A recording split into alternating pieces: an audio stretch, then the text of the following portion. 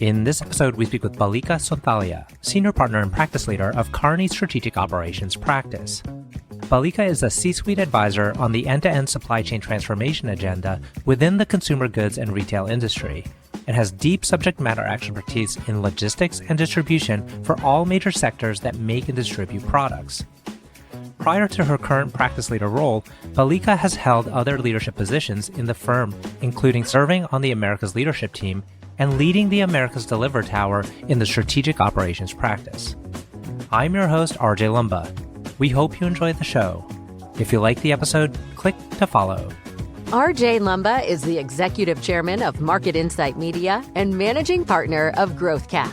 He is the host of Top Consultant, a podcast featuring today's best consultants who advise and provide services to corporations, governments, nonprofits, and other organizations. Executives and key decision makers tune in to Top Consultant to identify the most knowledgeable and experienced consultants for their most important projects. Balika, thank you so much for taking the time to chat with us today. It's a delight to be with you. The pleasure's all mine. I'm happy to be here with you. We love speaking with leaders and consultants from Kearney. They're one of our top performing firms with the research that we've done. You've risen through the organization in a kind of fairly steadfast and rapid manner. Tell us about what you think has helped you kind of rise through and become a leader within the firm. Yeah, first, thank you for those wise and those, I would say, great words for Kearney. I'm really glad to see or hear anytime. In terms of your question around like what led to the rise or whatever you want to call it, I honestly don't think about it as a rise. I think, right, for me, consulting or any professional services job is an act of service. And all I'm doing is serving my clients in moments when they are most vulnerable, in moments when there is ambiguity, and in moments when they just need someone to have an honest conversation with and an honest reflection on what they need to go from point A to point B. And I think it's just that mindset, which is actually very common amongst my Kearney colleagues, my Kearney partners, that I think gets you to probably progress faster in your career. Because in the world of consulting, ultimately, what is the key measure of success? It's client success. It's the quality of genuine, authentic relationships you have on the client side. And I have been lucky enough to understand that formula, if you will, early on. And I just stayed with that there's just one thing which is going to make me, I would say, successful in what I do. Not successful in my firm, but in just successful in what I do. And that's authentic client relationships. So if you follow that, I think everything else just follows with that, the pace at which you move and the next challenge you take. So I would say it's that mindset. It's the active service mindset, not thinking about, a promotion or a progression as such, but really in terms of how is the quality of your relationship advancing? Because ultimately that's going to translate into any kind of successes or doors it opens for you within the firm. And that's, I think, what kind of, has been the key ingredient to where I am. And I'm always a very, I would say, voracious learner. So the minute I get a responsibility, I cannot remember in the last 15 years of doing this, if any time I said no. I have never said no. It doesn't mean that now I end up having a 20-hour workday. It just means I now have 2 other teams to empower to get the job done, right? Because somebody has to do the job. And if I was asked to do it, it means it's a responsibility. It's an appreciation of my abilities to not only deliver the work, but also build another capability in the firm. So I never say no. I just take on every new challenge and I use that as a way to create something new for the firm. And I think that's another mindset, which probably has helped me along the way. And tell us, for the benefit of our audience, we have executives listening in, say they're trying to decide which consultants they want to hire, and they're choosing from all the top major firms. What specific area do you focus on? I focus on the area everyone's been talking about for the past, 5 years. It's supply chain. I grew up as a supply chain professional within Kearney, and the way we define supply chain is from concept to consumer. So right from the time a customer, or I would say an organization, is thinking about what is that concept of the product or the service that I'm going to monetize, they have to think about supply chain. They have to think about operations. For us, supply chain is not plan, source, make, deliver. It's actually 2 steps even above that, right from the time the customer has thought about the concept to the time they actually make the product available in the hands of the end consumer. And then actually it is cyclical because the world's become so circular now. What happens after the consumers use the product? Does it actually, go in the drain, or is there a recyclable component to it? So that's what I work in. And the beauty of working in that space is that you are touching on problems which are very tangible. They are high priority. They are on the C-suite and the board agenda. And you often get to create solutions as opposed to just building an idea which stays on a deck. You actually get to create solutions. You get to turn the capability for your clients. And that's when they need to think about me personally and my firm, Kearney. We take pride in getting stuff done.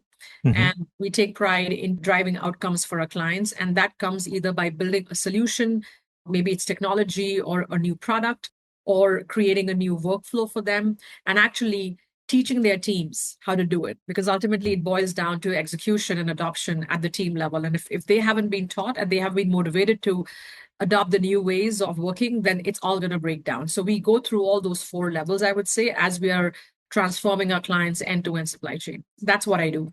And when you look back kind of on your years as a consultant and as a leader, interfacing with clients at the highest levels, is there kind of one instance where you look back on it and you said, wow, we did an incredible job for our clients. They came out of this engagement seeing the value that Kearney provided, and they're in a much different place, 3x, 5x better, whether it's operational efficiency or revenue enhancement, but where you feel particularly proud of what your team was able to deliver?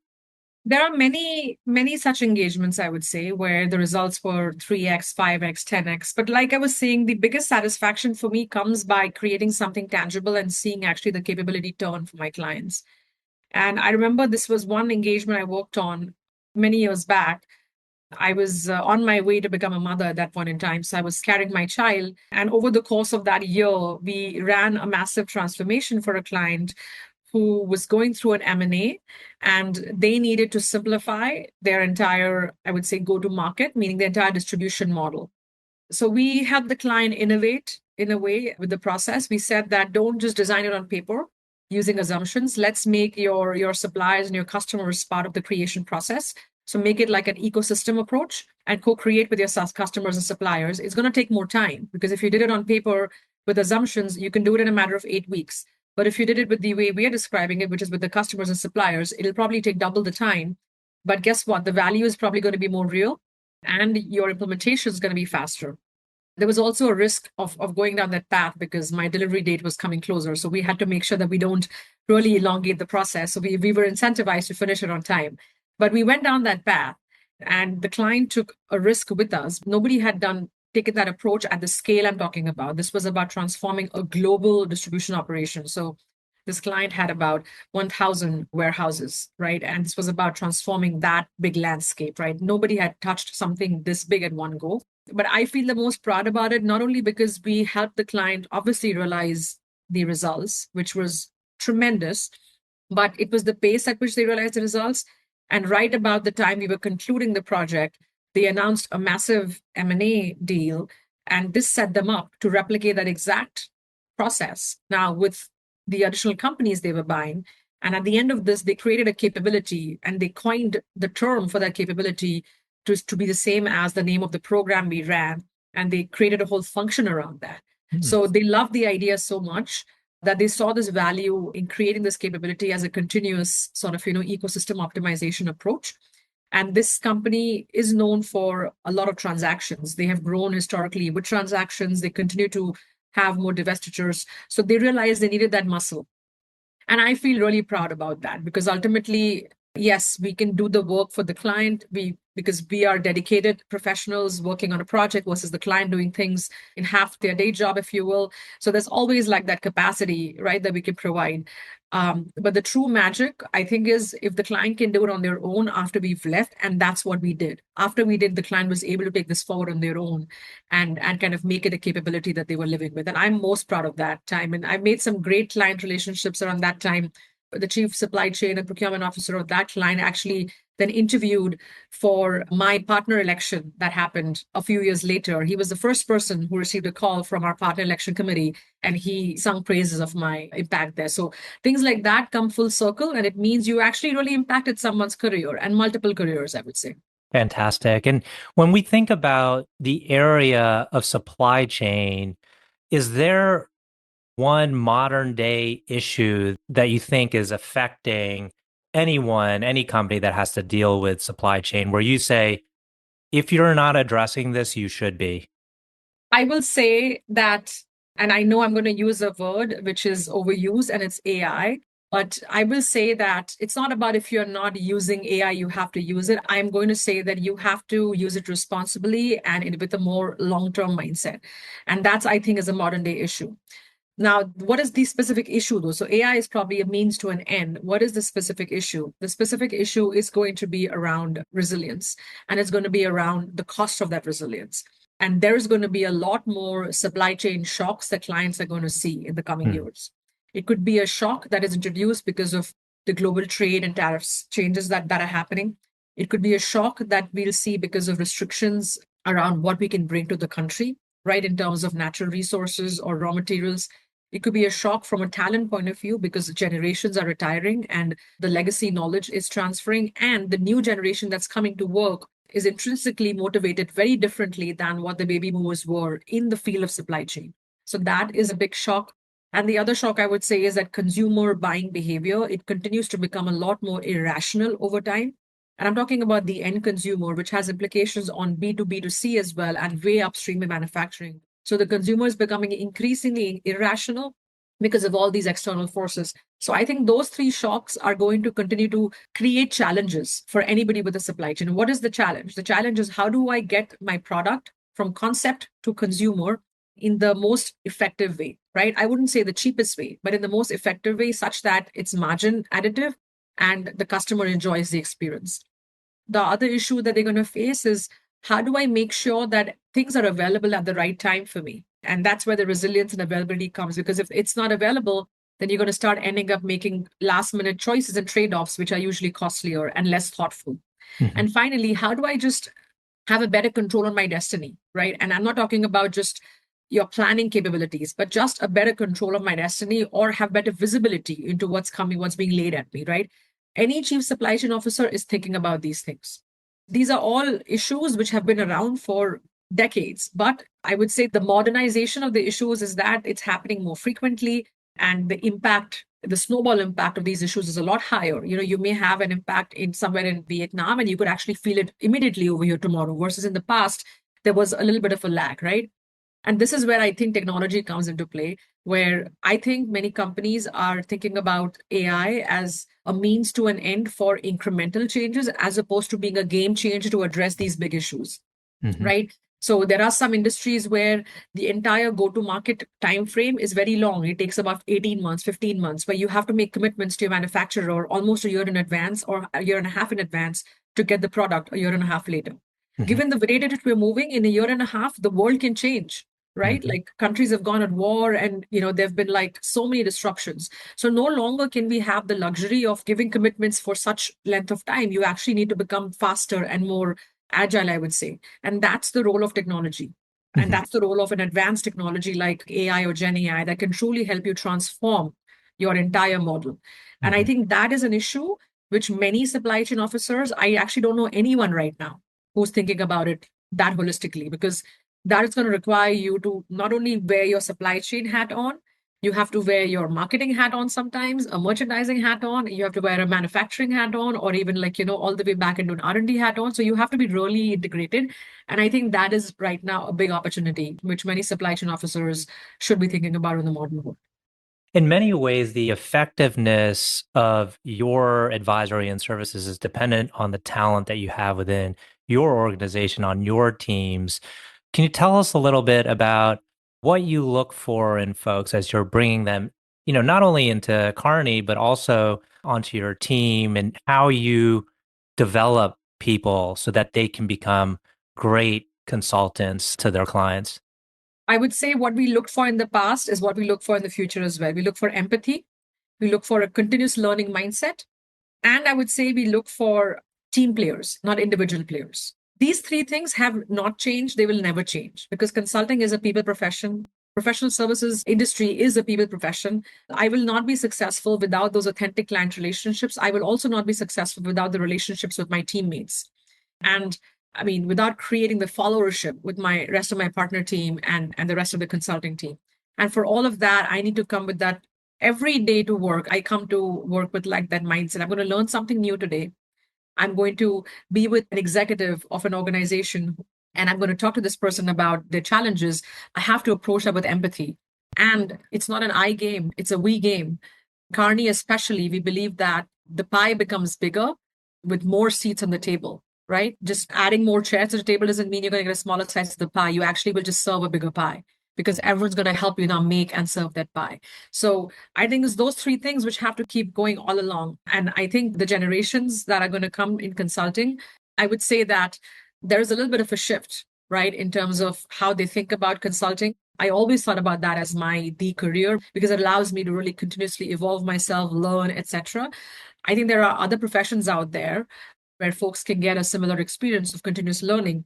But what they may not get is this empathy skill to be practiced. They may not get is this teamship skill to be practiced. And I think those are things which make this profession a bit of a difference maker. And I think those who recognize that these are the keys to success in our world of professional services. We're coming up on the tail end of our conversation. I have two final questions I'd like to end with. But before I start on those, I noticed you went to Carnegie Mellon, and I have a soft spot. My wife went there undergrad. A bunch of her friends, some of the smartest people I know, have gone through Carnegie Mellon. What is like something you learned there, or maybe something that you think Carnegie Mellon helped build in you to have you become a successful professional? Oh, I owe my life to CMU because I came to Tepper Business School from India in 2008 for my MBA. And I took a massive loan from India. I was not a citizen or a green card at that point in time. So I wasn't eligible to take a loan in the country over here. So taking a financial loan from India meant you were paying really high interest rates, right? So I came with that big debt in my head. And the day I landed in Pittsburgh, a week later, school starts. And I remember we used to have these giant screens at the entrance, which used to have the calendar for recruiting. And it used to be full, companies are coming for recruiting. And the first week it was full. The second week it was empty because between the first and the second week, Lehman Brothers fell. It was the ultimate financial crisis, right? And at that time, the world had not learned how to be resilient. Through COVID, businesses thrived because businesses by then had learned the 9/11 lesson and the financial crisis lesson, and then they knew how to plan. But even in the financial crisis, the world did not know how to pass through that. So companies were bankrupt, jobs were rescinded. So I did not know if I would go back home a year or 2 years later with that massive debt and with the disadvantage on the purchasing parity because of the salaries at that time. The world was still not that globalized. So India had not broken out the way it has right now in terms of opportunities. So I did not know if I was going to go down that path or if I was going to go do something interesting. But it is Tepper that actually made the possibilities for me because the professors there, the faculty was invested, and there were some interesting courses outside the regular course curriculum which gave me exposure to other companies, and they allowed them to see what I could offer in the form of projects, so outside the classroom work.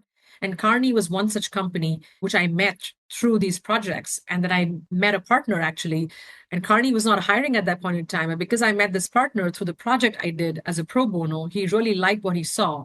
And then he gave me, an invitation to interview on exception. And the rest is then history, right? So I owe my life to Tepper because of what they did for me. And I also met my husband at Tepper. So that's another reason why I owe everything to it. But it's a great university and one which, because of the multidisciplinary access with computer science and business and arts and whatnot, there are lots of opportunities outside the conventional path. Wonderful. Last two questions. One is, can you tell us about a person who has had a profound influence on you? Oh, it's my grandmother. I grew up in a society which is highly patriarchal, but she was, I would say, the subtle matriarch of the family. She pretty much was the bread owner for the family for many, many years. And she reinvented the definition of entrepreneurship, the definition of persistence, resilience, everything for me. There are many stories. Actually, on my bio at the Kearney website, there is a nice write-up on that where I grew up with that inspiration because she ran her own catering business and she literally fed 2 families with that. And this is grandmother, so it's back in like many, many decades back, right? And she did it at that time in India in a highly patriarchal society. So she's definitely my inspiration. Last question. Can you tell us about a charity, cause, or other endeavor that you're passionate about? There's no one such charity that I continuously donate to, but I tend to give back to my alma mater a lot. And I give it for sponsorship and funding of students because when I came, I mean, like I said, I came with the financial loan to pay, but it was softer because of the sponsorship that CMU gave me. And I think the bigger these funds can become, it allows to attract more talent like myself and it creates more opportunities. So I give with that intention in mind where I can create more opportunities for those that are not that privileged. Well, Balika, I want to thank you again for taking the time to chat with us today. This has been a wonderful conversation. Thank you so much. I enjoyed talking to you.